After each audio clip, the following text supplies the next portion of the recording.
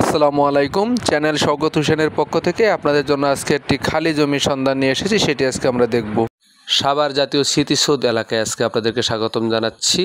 এলাকাটি আশুলিয়া থানার অন্তর্গত, ঢাকা জেলা আশুলিয়া থানা। তার পাশেই কিন্তু ঢাকা ইপিজেড রপ্তানি প্রক্রিয়াকরণ এলাকা, এবং এই ঢাকা ইপিজেড রপ্তানি প্রক্রিয়াকরণ এলাকার পাশে হচ্ছে এটি পল্লী বিদ্যুৎ বাস স্ট্যান্ড এরিয়া, ডান্ডাবর পল্লী বিদ্যুৎ বাস স্ট্যান্ড, এবং এটি সেই রাস্তাটি যেটি ভিতরে চলে গেছে ডান্ডাবর এরিয়াতে।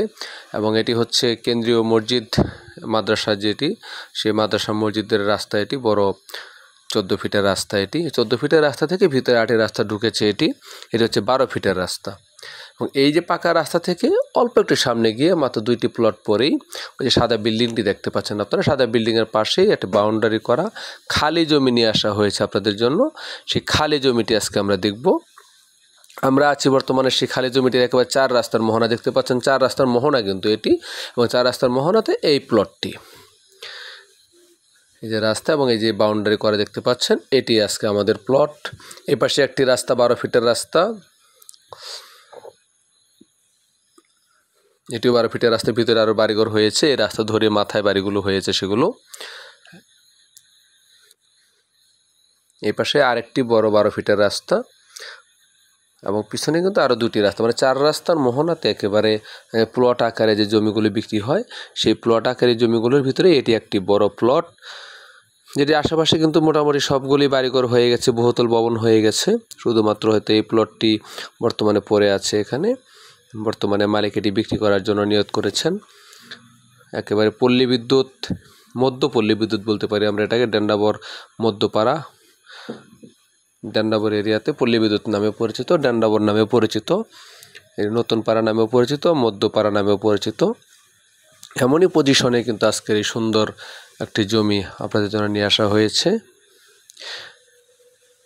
দেখতেই পাচ্ছেন একেবারে চারপাশে কিন্তু বাউন্ডারি করা একেবারে জমিটির। এই পাশে কিন্তু এই পাশে 5 তলা ভবনের 3 তলা পর্যন্ত কমপ্লিট করা হয়ে গেছে। পিছনে আরও আশেপাশে কয়েকটি ভবনই হয়েছে। একটি বড় জমি, চারপাশে সুন্দর বাউন্ডারি করা আছে দেখতেই পাচ্ছেন। পুরোটাই কিন্তু একবার একটা আবাসিক এলাকা ছিল, এবং সবগুলো প্লট করে বিক্রি করা হয়েছিল। বর্তমান মালিক কিন্তু এটি প্লট আকারে রেখেছিল বাউন্ডারি করে। আমি আপনাদেরকে জমিটির বিস্তারিত বিবরণ বলে দিচ্ছি। ঢাকা জেলা আশুলিয়া থানা, পলাশবাড়ি মৌজা, পল্লী বিদ্যুৎ ডান্ডাবর। পল্লী বিদ্যুৎ ডান্ডাবর নতুন পাড়া বা মধ্যপাড়া নামেও পরিচিত এরিয়াটি, সবাই এক নামেই চিনে, পল্লী বিদ্যুৎ নতুন পাড়া বা ডান্ডাবর নতুন পাড়া এলাকাতে এই জমিটির অবস্থান। এখানে জমি হচ্ছে, টোটাল জমির পরিমাণ হচ্ছে 14% 5 পয়েন্ট বা 14.5%। 14.5% জমি এখানে টোটালি। রাস্তা যদি আমরা বলি তাহলে তো প্রথমে বলা হলো আপনার 4 রাস্তার মোহনাতে বাড়িটি পড়েছে, এবং সবগুলো রাস্তায় 12 ফিটের রাস্তা। একেবারে মেন যে 12 ফিটের রাস্তাটি কিন্তু মাত্র 2টি প্লট পরেই কিন্তু বড় 16 ফিটের রাস্তার সাথে যোগ হয়েছে। দেখতেই পাচ্ছেন সামনে গিয়েই কিন্তু বড় রাস্তার সাথে যোগ হয়েছে এই রাস্তাগুলো। একেবারে সুন্দর একটি জমি।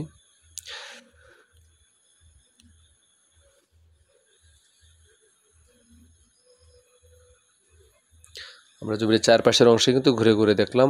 আসলে এলাকাটি কিন্তু একবারে ভিআইপি এলাকা বলতে পারেন, কারণ পাশেই কিন্তু সাভার সেনানিবাস অবস্থিত, তার পাশে সাভার ডিওএইচএস অবস্থিত, অপর পাশে যেটি ফাল্গুনী হাউজিং সোসাইটি এক নামে পরিচিত, খুবই বিখ্যাত একটি এরিয়া, একটি ফাল্গুনী হাউজিং সোসাইটি এবং ইস্টার্ন হাউজিং সোসাইটি, সবগুলি কিন্তু পাশাপাশি একই এলাকার ভিতরে অন্তর্গত সবগুলো এলাকা।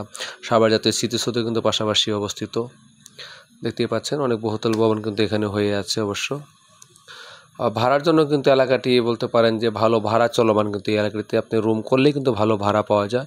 এবং এই জমিটি কিন্তু বর্তমানে যেভাবে আছে তাতে একটি রুম করে রাখা হয়েছে, জাস্ট পাহারাদার থাকার জন্য। একসময় পাহারাদার ছিল এই রুমটিতে, বর্তমানে অবশ্য নেই, এভাবে পড়ে আছে জমিটি। তো আজকে আপনারা কিন্তু এই সুন্দর জমিটি পছন্দ করতে পারেন, দেখতে পারেন। আপনারা যারা সাভার নবীনগর ক্যান্টনমেন্টের পাশে পল্লী বিদ্যুৎ এরিয়াতে যারা বড় জমি খোঁজ করছিলেন, তারা কিন্তু আপনার ইচ্ছা করলে এই জমিটি নিতে পারেন, পছন্দ করতে পারেন। জমিটি কিন্তু ইচ্ছা করলে আপনারা ভেঙে ভেঙে অর্ধেক অর্ধেকও নিতে পারবেন, মানে 60% নিতে পারবেন, ভেঙে ভেঙে তাও নেওয়া যাবে, সমস্যা নেই। একসাথে নিলেও নিতে পারবেন। তো জমিটির দাম চাওয়া হয়েছে মালিকের পক্ষ থেকে সেটি হচ্ছে প্রতি শতাংশ 13,50,000 টাকা। প্রতি শতাংশ জমির দাম 13,50,000 টাকা পার শতাংশ জমির দাম চাওয়া হয়েছে।